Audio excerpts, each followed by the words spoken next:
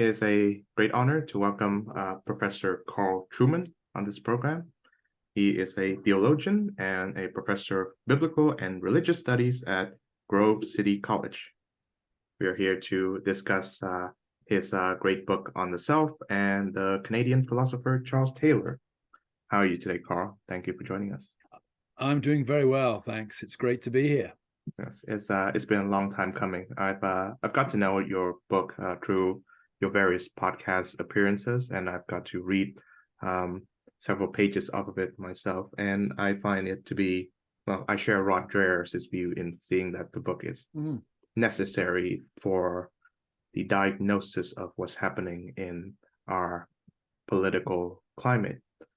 So I guess a brief description of what the book is about is warranted. So I leave the floor to you. Yeah, well, the book is really an attempt to try to understand some of the reasons why the statement "I'm a woman trapped in a man's body" has come to make sense to so many people. It's not really a book on transgenderism.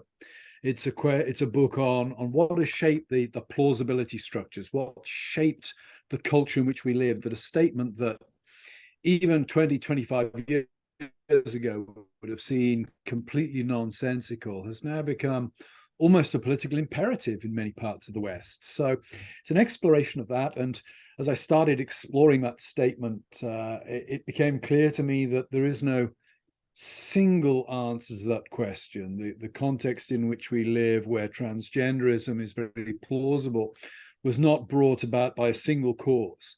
What you have is a concatenation, or really a coming together of a whole variety of social, cultural, and political forces or pathologies that have created, to use the Charles Taylor term, the social imaginary that we now have that makes something like transgenderism seem intuitively plausible to a lot of people. Mm-hmm. So I should say that the book's title is The Rise and Triumph of the Modern Self. It was published in 2020, but you recently published I guess, a more refined and compact version of it, is titled Strange New World: How Thinkers and Activists Redefine Identity and Spark the Sexual Revolution. Now, I say that a good description of what the sexual revolution entails would be important, and also how does this new modern understanding of the self spark this revolution? Sure. Well, to answer the question on the sexual revolution, I think a lot of people, when you use the term sexual revolution, they think of the transformations that have taken place in the sexual culture of the West since the 1960s. The advent of the pill clearly being very significant, the politics of abortion, the rise of homosexuality as a major political force within our culture. I certainly don't want to deny any of those things. Where I think a lot of people go wrong in their thinking about the sexual revolution is they think that the sexual revolution involves essentially an expansion of what is considered legitimate sexual behavior. Certainly does involve that. In my grandfather's generation, homosexuality was illegal, for example. Now it is not simply legal, it's celebrated in many parts of the world. So there's certainly been an expansion. But I think at the heart of the sexual revolution actually lies a transformation in the understanding of what sex is, that it's become more and more of a casual recreation. Whereas in times past, it was, the seal on a unique human relationship. It always carried the intrinsic possibility of pregnancy. It had a deep, the sexual activity of the individual had tremendous social consequences. Sexual acts in and of themselves were seen to be intrinsically moral or immoral, depending on what they are. As you think now, often when we think about sexual morality, we're really thinking about, did the people involved consent to what's going on? As long as everybody's consented, then that act is moral. That's not the way sex was thought about before the sexual revolution. So when I use the term sexual revolution, I'm really thinking about a fundamental transformation, we might say, in the philosophy or the meaning of sex that's taken place. over the last 40 or 50 years. There are a number of ways one could look at that, but I think one of them is at the heart of modern selfhood, I think, is the idea that my inner feelings, my desires are the things that must be fulfilled or expressed in order for me to be an authentic person. We place limits on that. I'm not allowed to do that in a way that's going to harm others. But by and large, the fulfilled human life or the authentic human life is me meeting my own emotional or psychological needs. And so sex becomes about, the sex fits into this. Sex becomes about whether it makes me feel good. It becomes a matter of, we might say, taking from others in order for me to feel good rather than giving to somebody else. So sex fits into that. I use the term not necessarily pejoratively here, but fits into that selfish view of the modern self that I think is very dominant. I think with all the crises surrounding, the conception of the self, as well as our simultaneously Lucent but also Puritan is a definition of sex and what sexual relation constitutes. So I believe it is a good time to revive the great Bishop of Hippo in the 5th century AD, aka Saint Augustine. I got a chance to read from the Confessions before starting this interview, and I thought it may provide some relevance to our conversation. Of course, as we both know, Augustine was a fairly sexually licentious man before he came to Christ, and he was also lived at a time where there were a variety of heresies, pretending to pretending to be the Orthodox way of Christianity, and I suppose some of the heresies of today, wokeism and transgenderism, and I guess the valorization of the LGBTQ plus is very much similar to Gnosticism and Manichaeanism and Pelagianism in Augustine's time. So briefly describe how Augustine views the self, especially in the Confessions, and how that contradicts or contrasts with the modern way of looking at the self. Well, I think Augustine, in a pre-modern view of the self, a couple of things I think one would have to say about Augustine. One of them is he believes human beings are made in the image of God. And therefore, if you like, there is an external stamp upon who we are. We are not agents of self-creation. I think one of the big problems that Augustine would see in the modern world would be we've made ourselves the agents of our own self-creation. Well, we can't do that. We are designed for certain things. We're designed to love. We're designed supremely to love God. And therefore we find ourselves to be most ourselves when we freely give of ourselves to another. That's loving another human being, or whether it's loving God. That stands in great contrast to the notion of the self today, where really the self is, to use Sandel's terminology, that the self is considered to be unencumbered. That really the heart of what it means to be human is our autonomy and our independence, not our dependency. And the other relations we have are contractual, and we tend to enter into them and dissolve them depending on whether they enhance our feeling of well-being, whether they enhance our sense of self. For Augustine, that's not the case. For Augustine, human beings are dependent at their very heart.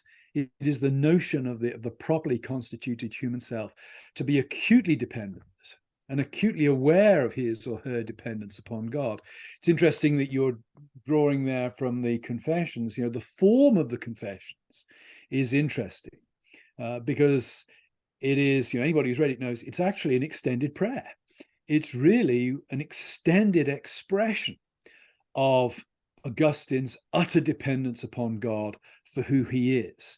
And the earlier sections of the Confessions, when he's talking about wandering away from the Christianity of his mother and of the home she made for him, are really stories of him trying to be independent of her, independent of God, fleeing from these relationships of dependency.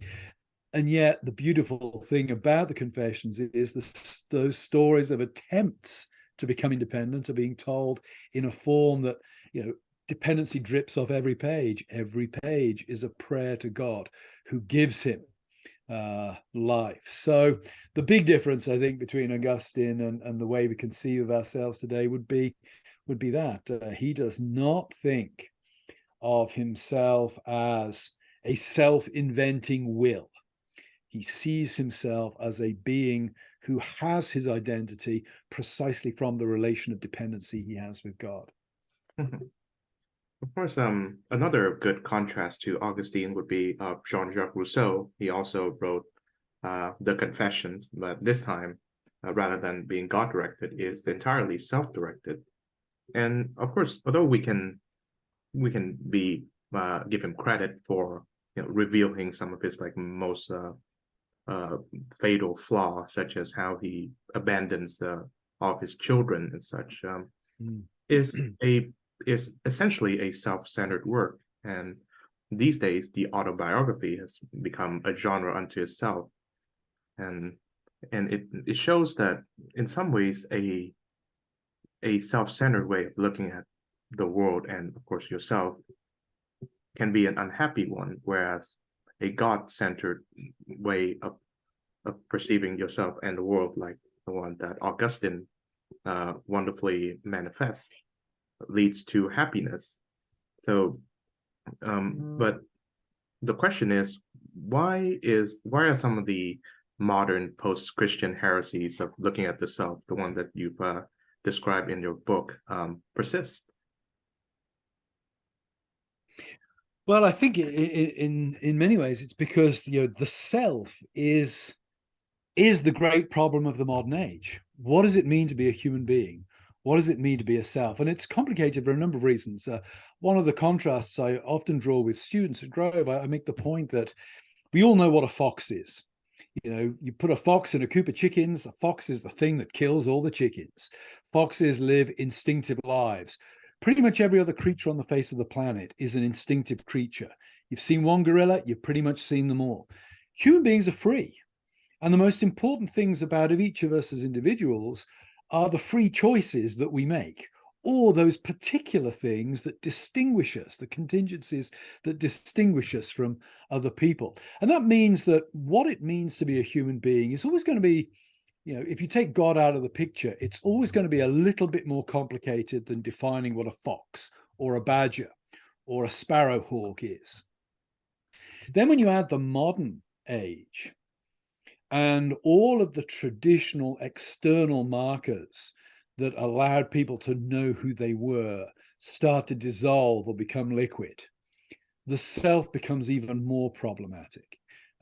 Like you, I don't live anywhere near where I grew up. You and I are both representatives of a class of people that's only really been possible in the last 50, 60, 70 years, where mass immigration has become a reality. People can get from one side of the globe to the other relatively cheaply in a very quick period of time. Well, think about what that does to knowledge of the self.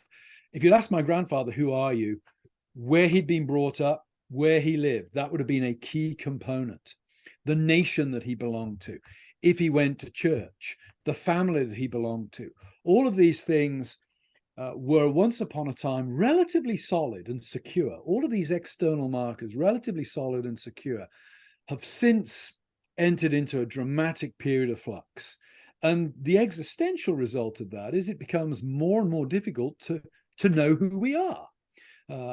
Both in the abstract of what is it to be a human being, but more pertinently or more painfully at the individual level. Who are you as an individual when everything that one might have looked to externally to anchor that identity has now become insubstantial, liquid, something that you can't rest any existential weight on. So I think the problem of the self is in some ways the quintessential problem of modernity. Think of the great works of modernism. Think of Franz Kafka's The Trial, for example. What's Kafka doing in The Trial? Well, really, Joseph K finds himself in this world of bureaucracy. He's accused of a crime. He's not told what the crime is. He's not told what the process will be to deal with it. He doesn't really know who he is, and he doesn't really know what the world around him indicates either. So you look at the theatre of the absurd. Wherever you look in the modern world, that question of what does it mean to be a human being and what does it mean to be me is something that I think is very perplexing and can't be reduced to an argument. I've said, I think it's as much to do with the post-industrial, bureaucratized, technologized world in which we now live, as it is to do with people reading Franz Kafka and being philosophically convicted of Kafka's view of the world. It's something we intuit from the way the world around us is. Of course, Augustine, as I've alluded to earlier, was famous for dispelling the prominent heresies of his time. The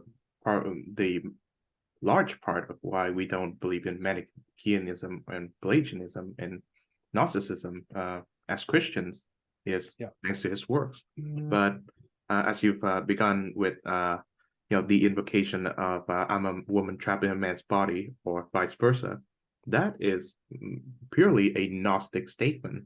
The idea that the world is divided between the spiritual and the material, and is the spiritual that is good and the material that is bad. And the modern invocation of it is obviously in Descartes' "I think, therefore I am."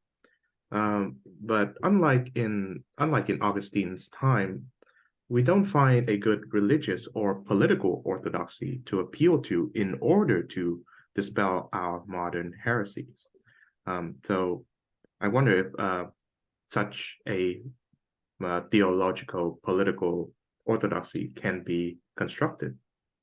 Yeah, it's a very difficult question, that. I mean, I think I've heard my friend Robbie George refer to transgenderism as a form of Gnosticism, and I think there are definitely some potent similarities. The downplaying of the importance of the material, which, as you pointed to, certainly has an intellectual genealogy in the modern West, stemming from characters like Descartes in the 17th century. So certainly there are some potent similarities. The question of how to respond to this, I think, is incredibly difficult today, partly because I alluded in my last answer to the role of technology. I think technology allows us to imagine more than ever before that our material circumstances are not actually decisive for who we are. I mean, ironically, you and I are a great example of this at the moment. We're having a conversation, and yet we're 4,500 miles apart. It's a disembodied conversation. Our bodies are not actually that significant for the engagement that's going on. We live in what Anton Barber-Kaye in his recent book refers to a sort of frictionless world when you're online. You're not bumping up against people. We're not inhibited by the old bodily restrictions. And there's something good about that. As an immigrant, I very much appreciate being able to telephone my mother every weekend, make sure she's okay, tell her I love her, exchange pleasantries with her. There are some good things to that. I don't want to sound like a Luddite, but it tilts the imagination towards thinking that, yes, the really important things about us are not embodied. How to respond to that? I think it's hard. There is no agreed meta-narrative. There is no agreed body of orthodoxy by which modern society can say, okay, we all agree on this, let's work out the implications. I do think, oddly, though, COVID and the pandemic have helped a little on this front, in that one thing that people became acutely aware of was actually bodies are maybe more important than we thought they were. The saddest picture I saw coming out of COVID was the picture of the funeral of a little Muslim boy in Britain who died of COVID all alone in a hospital isolation ward. He'd not been able to hold his parents' hand as he was ill. And he was buried, and the funeral was just an imam, and I think one person with the coffin and this little coffin. And I think almost all of us looking at that picture would say, that's wrong. He should not have died alone. He should have had his loved ones around him.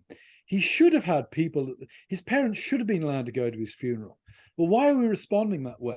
I think because we intuitively know that being really present with somebody is better than engaging them online.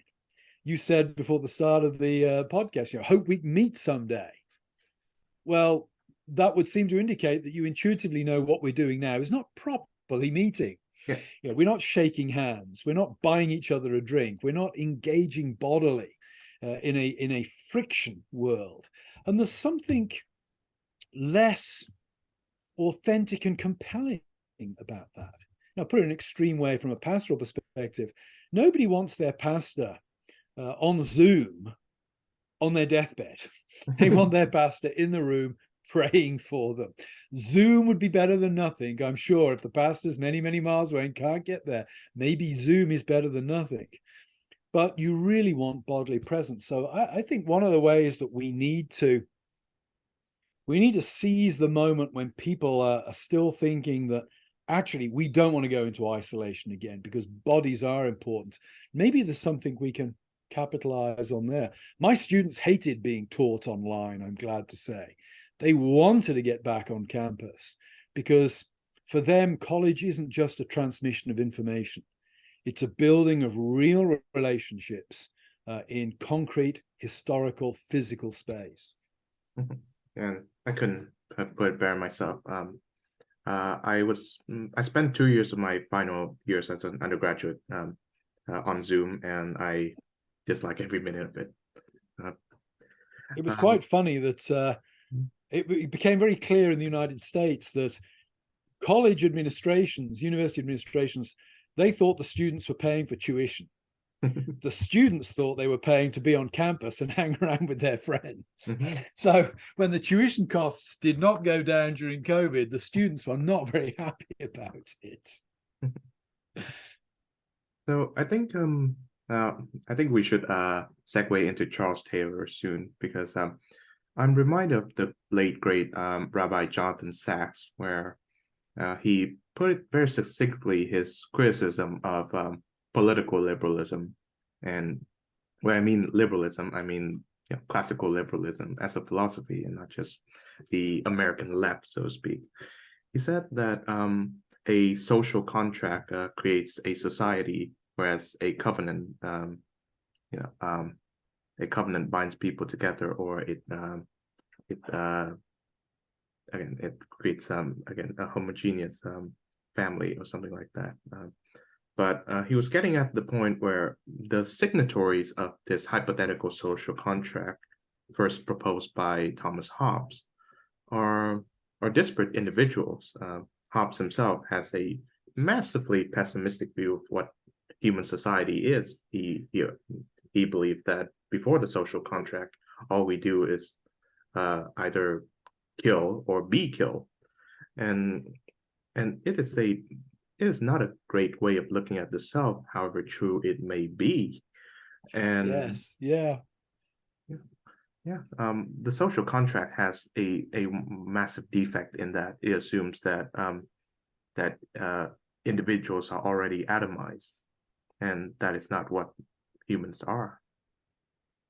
Yeah, and I think the rabbi is correct on that. It's funny when you mention him. I only met him twice, once at Princeton, and the second time on the streets of Florence in Italy. I was walking along the street towards the Uffizi Gallery, I think it was, and there's Rabbi Sacks, and I said hello. He had no idea who I was. He had no recollection of meeting me at Princeton, but it was rather delightful to exchange pleasantries with him on the streets of Florence. And I think he's correct. I mean, I do think there's a problem, and that is we want to, on the one hand, I understand the objections to social contract thinking, and we want to avoid the idea that the only things that bind us together are the sort of the contract designed for mutual benefit, and that's the only thing that binds us together. we want to acknowledge the importance of place. We want to acknowledge the importance of family. We want to acknowledge that we are beings with intrinsic and unavoidable responsibility towards others, particularly members of our own family. On the other hand, we also want to avoid so tribalizing things that we end up with, I've been writing something this morning on the Holocaust.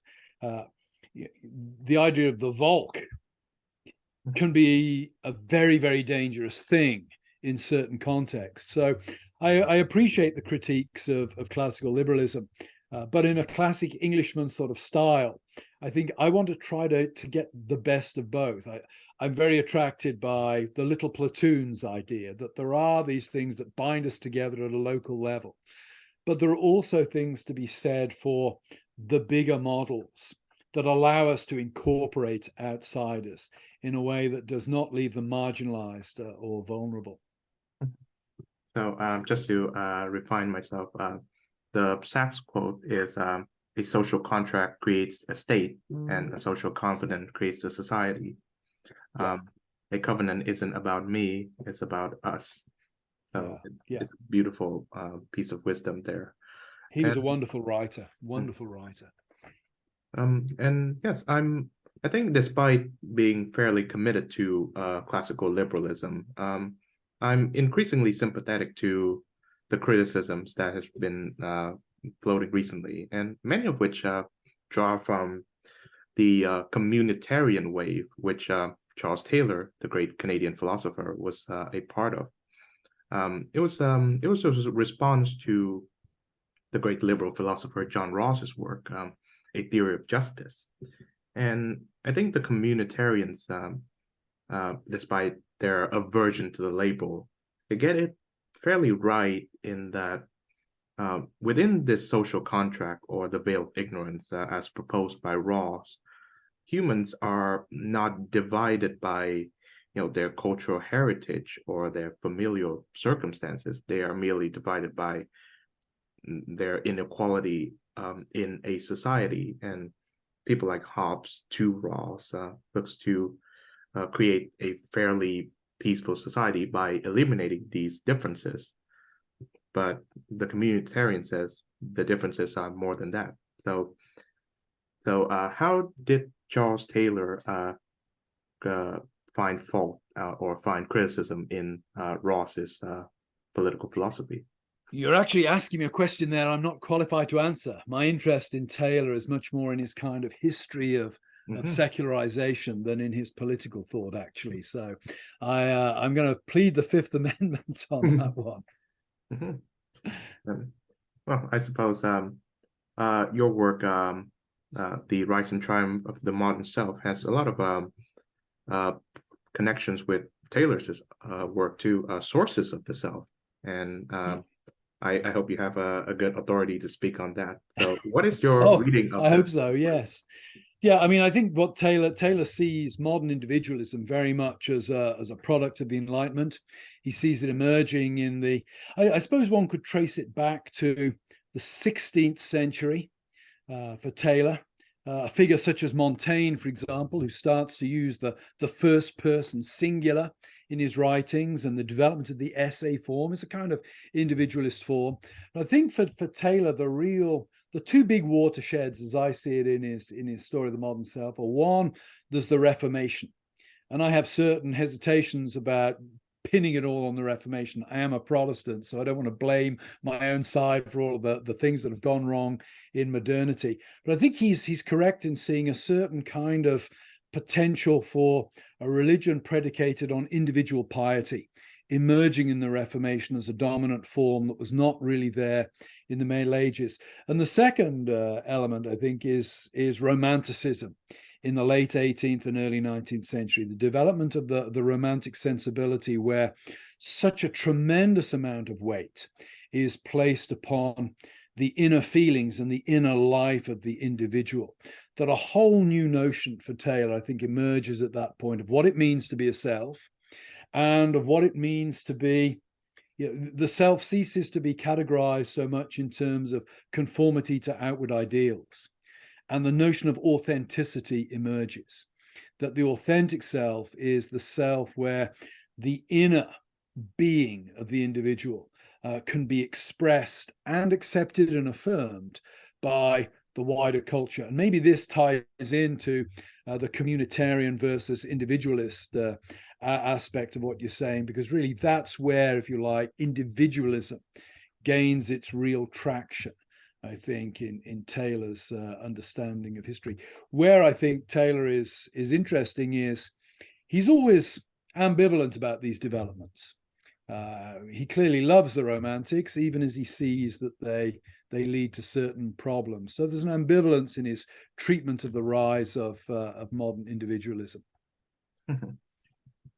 I think for someone who sees himself as a part of the American conservative movement, I find that there are the main two pillars of American conservatism. One is the social conservatism, i.e., religious piety, and economic liberalism, the free market, has tremendous conflict in regards to how they see the individual and the self.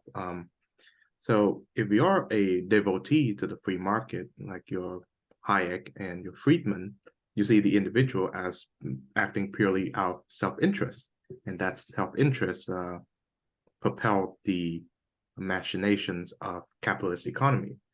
But on the other hand, when you look at the side where the social conservative religious side, you see that you're not just a self-interested individual. You're acting in accordance to an ethical framework of your beliefs.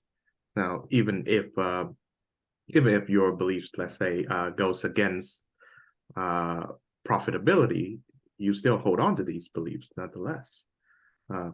Max Weber can reconcile these two with his work on the Protestant ethic and the spirit of capitalism. But the way I see it, there have been significant fissures in this way of thinking about American conservatism, and Charles Taylor have sort of pioneered it, despite the fact that he's Canadian. And as far as I can tell, he's religiously conservative. He's a Catholic, but he's also an economic leftist. He's a voter of the New Democratic Party. So, founder of the New Left Review as well. I think he has become a little more conservative over his life, but still very well left of center. Yes. Mm-hmm. And with that said, how can a self that is both economically directed and religiously directed be reconciled according to Taylor? Yeah, I think that's very hard to do. And I think, on some ways, Taylor's would be quite traditional on that point, that economic responsibility is predicated upon a prior moral education, a moral formation of some kind. I think the idea that the free markets, that the idea that I grew up with, I suppose, during the era of Mrs. Thatcher in the UK, or it would have been Ronald Reagan over here, whereas there was this interesting confluence of what we might call conservative social values and liberal economic principles of the Hayek kind. That seems to have fallen apart over the last 10, 15, 20 years in quite dramatic fashion, such that now, most of us don't regard the enemy, the government, as the prime enemy at this point. It's big corporations. It's the very people who were once upon a time funding the Republican and the Conservative Party. They have become the powerhouses. And I think if we had Taylor with us now, I think he'd say, well, this is exactly what happens when modern individualism develops the way it does. Ultimately, it detaches itself from the folk memories of Christian morality, if you like, and becomes this, for want of a better, more Hobbesian view of humanity. So I think that's probably what he would say there. Certainly, when you read Taylor, he has a strong moral impulse in what he writes politically. And I'm not left of center myself, but the impulse resonates with me. I've never been persuaded by libertarian arguments, because it does seem that we have an interest in the community, that does not allow us to be radically libertarian. Mhm. Libertarian argument, I've heard this even from Christians, why should the government play any role in marriage? We can solve the gay marriage thing by just making marriage a civil thing. To which my answer is, well, because communities and societies have never really prospered without some stable notion of marriage. Actually, it's not just a religious concern, it's a social and cultural concern as well. Yeah, I certainly believe that Hayek played an important role historically in the conservative movement, because at that time they were not only going up against Franklin Delano Roosevelt and New Deal, but also international Soviet communism, Yeah, which is radically anti-individual. yeah, And of course, Nazism too. yeah. But now that both totalitarian movements have gone off steam and have been thoroughly discredited, I think it is time to remove this binary between individualism and collectivism. If you're not there, Mrs. Thatcher has that famous quote, right? There's no such thing as a society. So proving her radically individualist credentials, but we all know that there is, and society is a form of what Mr. Burke says, the little platoons. Um, so, to what extent can these little platoons be formed? What are some of the ways that communities are formed? Well, in some ways, it is of the very nature of these groups that you can't legislate them. I think they have to grow from the ground up. They're voluntary associations. Mhm. I wrote a piece of First Things just the other week on the collapse of pubs and churches in the United Kingdom. I visited my home village recently, and the Anglican Church was up for sale. It no longer fulfills any role in the community. There'd be no point, I think, in legislating the church back into existence. People have got to go to churches freely in order for them to be truly strong communities. So we cannot legislate these things. The collapse of little platoons is a cultural phenomenon in some ways, and they can only be rebuilt from the ground up. So, we all, if you're a citizen of the United States, you have a vote, and you can vote your local representatives, your state representatives, your federal representatives. You can vote at all of those levels. But where you can really have an impact is in your neighborhood. I can vote in next year for the president of the United States, but my vote counts for almost nothing in the grand scheme of things. Where I can have an impact is in my local community. So I think we as conservatives need to rethink at a local level. We need to start doing things at a local level. And I would say Christianity lends itself to that, because at the heart of Christianity is the notion of hospitality. God in the Old Testament is a hospitable God. He welcomes the sojourner. He cares for the widow. He cares for the orphan. He looks after those who have nobody. He is a hospitable, welcoming God, and Israel is commanded to be the same. You too should love the sojourner, because I love the sojourner. In the New Testament, the New Testament elder is to, among his other qualifications, he's to run his household well, and he's to be hospitable. So the rebuilding of little platoons has to, I think, happen at a grassroots level, and has to be done through human contact and human interaction. We cannot command these things into existence. We have to work at producing them at ground level. And our mutual friend, Rod Dreher, offered something of a blueprint for that in his book, The Benedict Option.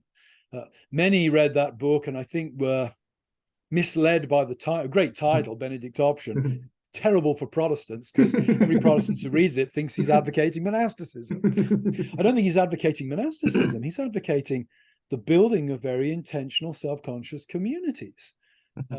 And I think that has to be part of the key of transforming the world in which we live now. We've got to start at a local level. It can't be done at a macro level. And that's how they did it in the ancient church.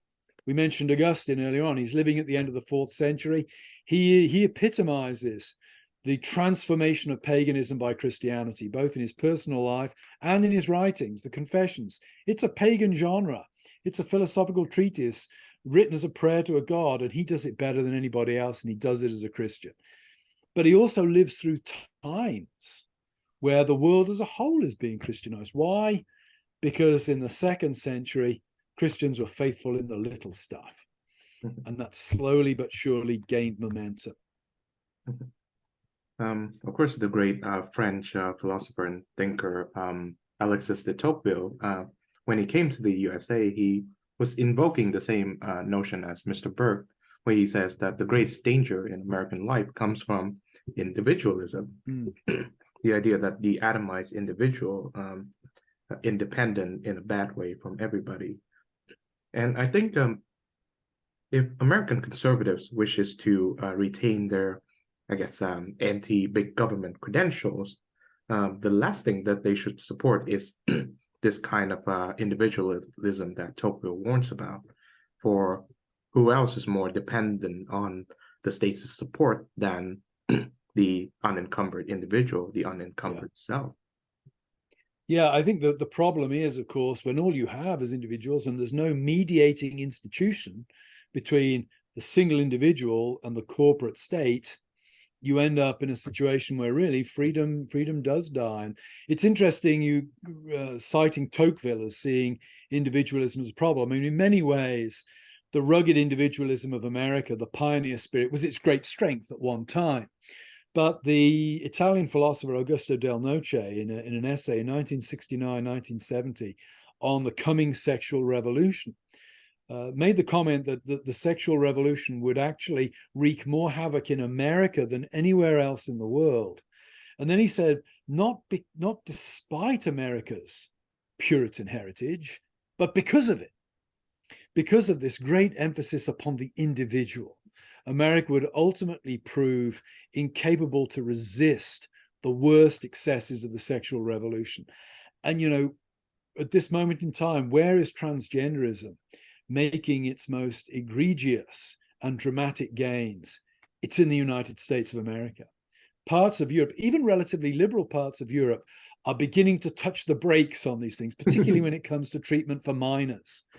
America, it's full steam ahead. And you've got to ask yourself, why has a nation that was so culturally religious until so recently, why has it proved so vulnerable to all of the craziness that's descended on us in the last 20, 30 years? And Del Noce would say it's precisely because too much weight was placed upon the individual's rights, rather than the individual's responsibilities and obligations.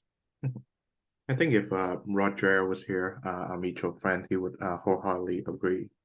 And I think the issue of culture is also one of great importance. I think I got a lot of great thinking done by reading Taylor's essay "Multiculturalism and the Politics of Recognition."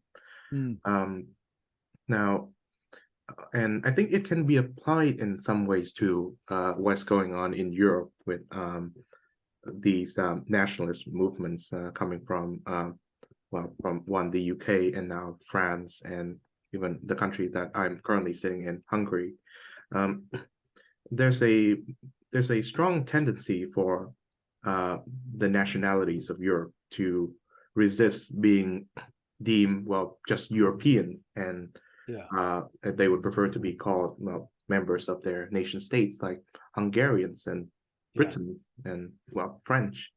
In that way, even though I'm very much in opposition to many of these ideas, I can still sympathize with people like Viktor Orban, because he is standing up against what Charles Taylor deems to be this flattening of culture in service of what he calls multiculturalism, but in a bad way, where you pretend, so to speak, to respect the many different cultures by in some ways renouncing your own culture, or pretending that cultural differences alone do not exist. Yeah, I mean, it's a tough question, and in some ways goes back to something I said earlier about, one has to, the relationship between the the nation and the society, or the community and the social contract.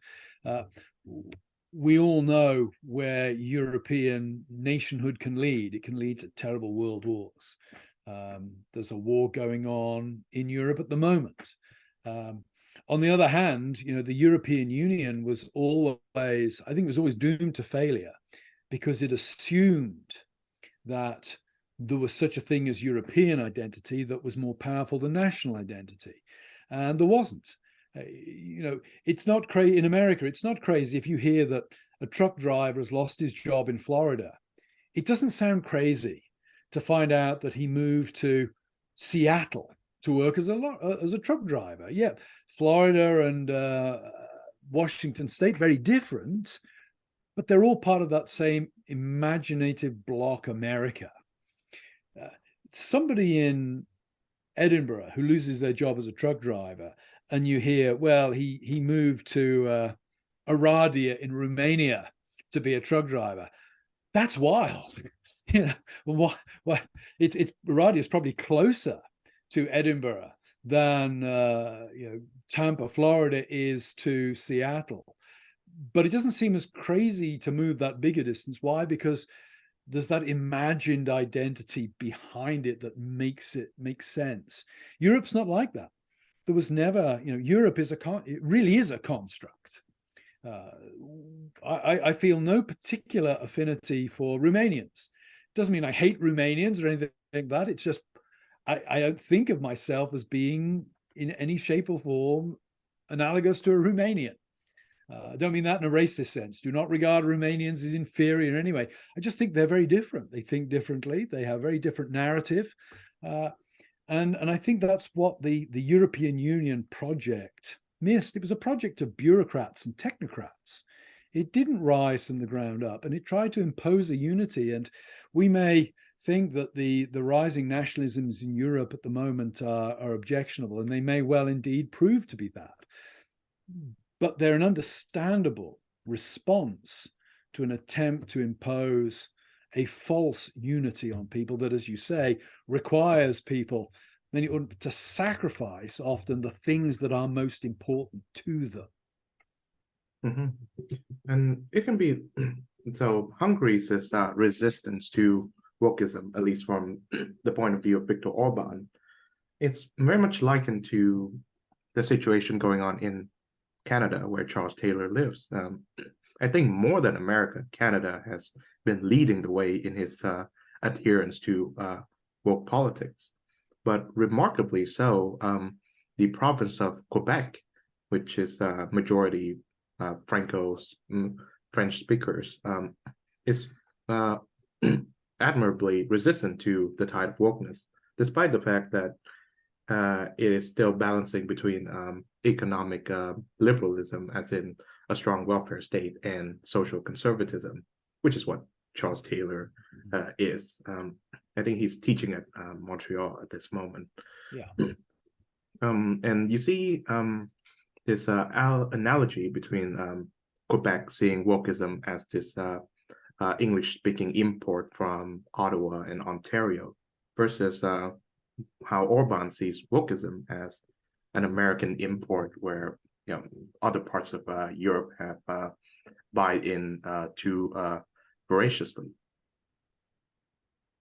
Yeah, and of course the great irony there is that one could make the case that wokeism or its various. I don't like that.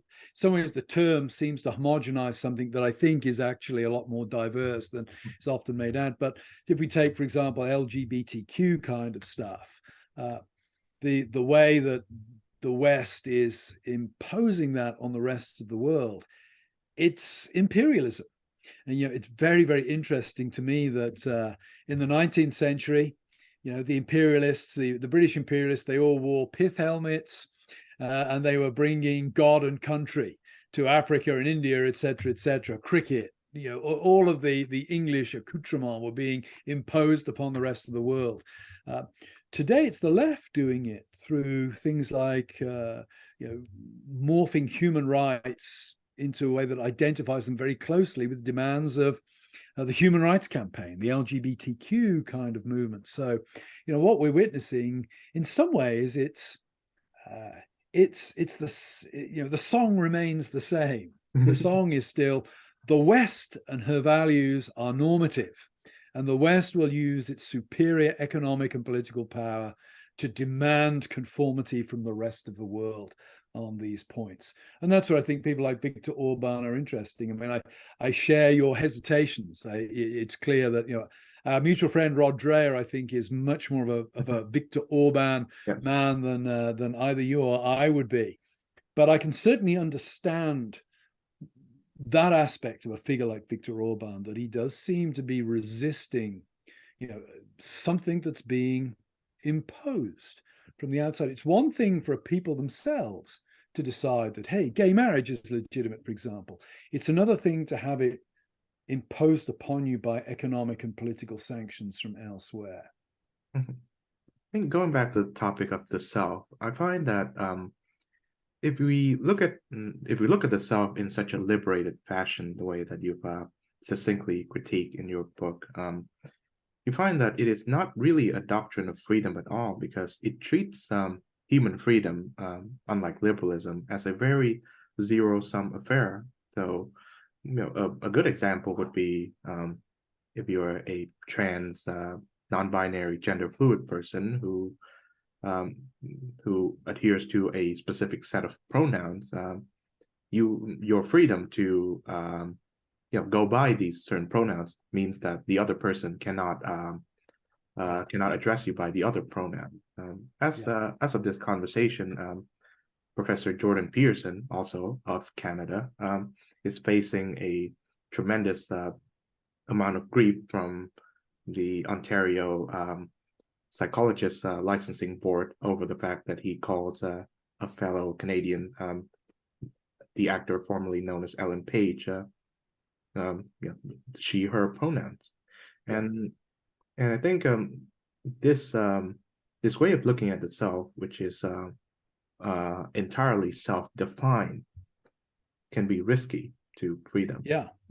Yes, I think, again, it's, and this is sort of where, another aspect of Taylor we haven't touched on, but would it be his drawing from Hegel, that his acute sensitivity that things are constantly changing and often change into their opposites in history. I mean, that's the dialectical movement of history. It's interesting, when you have a society made up of self-determining individuals, it can't possibly survive. One cannot have a situation where somebody is choosing different pronouns every day and demanding that other people conform to that. You simply can't. You have to have somebody to referee the show. And it takes us back to, the loss of those little platoons and the rise of powerful macro forces, whether governments or big corporations. Because what happens when everybody is doing what's right in their own eyes, somebody's got to take control of what's going on. And it means that somebody is going to exert power and other people are going to have power exerted upon them. And I think that's what we're seeing now. It's really odd, isn't it, that we have what's arguably a radically libertarian understanding of the self, where, hey, I can be whatever I want to be, whatever I decide to be, at the same time as we're seeing remarkably authoritarian traits developing within Western democratic governments, that no, you will make cakes for these people, you will use their chosen pronouns. Somebody's got to make society workable, and that seems to be powerful, despotic governments and corporations filling that kind of vacuum. So bringing back Augustine into this conversation, what's so remarkable about him is that he lived a life where every liberationist could only dream of. He indulges in sexual license, but he also was indulging in various, one would say intellectually vacuous, but to him at the time substantive trends. He know all about these heresies because he was an adherent to many of them, and he was a sophist who teaches people to speak in rhetoric that it sounds convincing, but actually isn't. But he finds true freedom and true happiness in submitting to Christian God and Christian orthodoxy, which is a notion that is, I think, is unthinkable if you are a modern self. Think of something like Portrait of an Artist as a Young Man by James Joyce. Stephen Dedalus finds freedom in uh, in his inner self, his artistic creativity, and he liberates himself from the shackles of his religious upbringing as well as Irish nationalism. So, and we now see any form of submitting to an authority is oppressive. So, what are how would you suppose convince sort of these people who still hold on to the modern notion of the self that there is such a thing as an authority where, and you, when you submit to him, i.e. God, that is not oppression, that is freedom. Yeah, again, it's a difficult one, but I think first of all, I would want to get the person to reflect upon what a tremendous burden self-creation is. You know, we could use an extreme example and say, imagine as a 3-year-old kid saying to your mum or dad, "Am I a boy or a girl?" and getting the answer back, "Well, you have to choose." Is that liberating that child to be themselves, or is it placing a burden upon them that they can't possibly bear? So I think I'd want to look at what man is condemned to be free, to quote Sartre, to get people to think about, well, actually, freedom of the sort of radical libertarian sort may actually be a terrible burden. Secondly, I'd want to get people to think about how they actually live their lives. And almost everybody I've met does submit to an authority of some kind. By and large, the rhetoric against authority is directed against traditional authorities. But it's very interesting to me how some of the most radical people out there will very quickly submit to the Twitter mob and adopt the liturgy of, you know, the public grovel, the public apology, which they know isn't genuine, and the mob knows it isn't genuine, but they have to go through the motions in order to be rehabilitated. So I think I'd want to engage in a conversation with people about, okay, you got the rhetoric of the rejection of authority, but in practice, let's think about that. And again, strange to tell, I think the work of somebody like Michel Foucault is kind of useful here, because one of the things that Foucault does is he really shows how unavoidable power is and how much all of us are in some ways functions of the power structures in which we are inextricably enmeshed.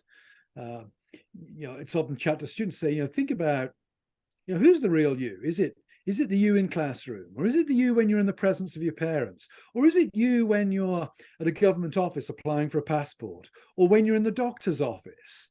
Think about it. What is the real you? Well, in each of those cases, the real you is conforming to a set of expectations that you have not chosen, that just exist in that environment and you conform to. So I think I'd make a distinction, if you like, between how we think ourselves, how we think the self operates, and how the self really does operate. I think we think of ourselves as free and self-creating, but we're not so. I give a little lecture on this at Grove, and the title of the lecture is "Why Do All Teenagers Dress the Same?" Every teenager I've met, their clothes are an expression of the unique individuality that is them. Mm-hmm. And they all dress in exactly the same way. Why? They experience life as a free individual, but they practically live as a member of the herd. Mm-hmm. So, final question. I think another key defect of liberalism, I think, or what liberalism misses, is that humans live within dimensions other than the search and maintenance of power. Hobbes' social contract is the fact that it's the giving up of power to all-powerful sovereign, whereas people like Locke and Montesquieu argue for the separation of powers between individuals and state institutions. And as you've alluded to, Michel Foucault, and of course the critical theorists that came before him, their rhetoric, their politic is all about how power is distributed and how the mind is influenced by the discrepancies between powers. But I think what people like Taylor and other communitarians get at is that humans live by various other dimensions than that, and it cannot easily be explained by power alone. So I think that's a very important point, and I've been reflecting a lot recently on gratitude. Gratitude is fascinating. Gratitude is one of those things that really does make life delightful. It's great to be grateful to other people, and it's great to have them grateful to you. And it's a distinctively human virtue, I think. I have an ongoing debate with a colleague who tells me that his dog is always grateful when he gets home at night. And I say, no, that's a Pavlovian response because he knows he's going to get fed. But gratitude is something that marks human beings out. And it's interesting you raised the critical theorist there, because I think certainly behind Foucault, and also, behind a lot of the critical theorists is the figure of Nietzsche. And Nietzsche's notion of the will to power, and power being very key to understanding what's going on. Nietzsche is never less convincing than when he talks about gratitude. Nietzsche talks about gratitude. Gratitude is a way of getting your own back on the way that somebody's done something nice to you. And of course, when somebody does something nice to you, for Nietzsche, that's a power bid. They're wanting to put you in their debt. And you being grateful to them eliminates the debt. That's not the experience of gratitude. To me, that is a totally implausible understanding of gratitude. It could be that it cynically operates like that in some circumstances. But on the whole, no, gratitude is an acknowledgement that somebody else has freely acknowledged you as being special. And that's very key, I think, to the richness of human experience. And again, it takes me to Christianity. Gratitude is at the heart of Paul's ministry. And it's to be at the heart of the church. If the church is the inbreaking of the end times, if the church is a little hint of heaven on earth, one of the things that marks the church is gratitude to God and gratitude towards each other. We're to rejoice and we're to be grateful. So I think, Chung, you're absolutely on target there, that the idea of power and the kind of notion of human life as a zero-sum power struggle that sort of flows from that simply flies in the face of human experience. And it's very interesting that critical theorists, they don't have a place for gratitude. They don't have a place for grace in their account of human existence. And I'm not one of those who dismisses all of critical theory. I think there's some very interesting insights about the way power operates there. And it does make us aware of how we can be manipulated without realizing it. But it's also striking to me that some of the great human virtues, gratitude, humility, etc., critical theory has nothing to say about these things. And yet they are very, very important to human relationships and human existence. Love being another one. As an expression of gratitude, thank you very much, Professor Carl Trueman. Oh, thank you very much.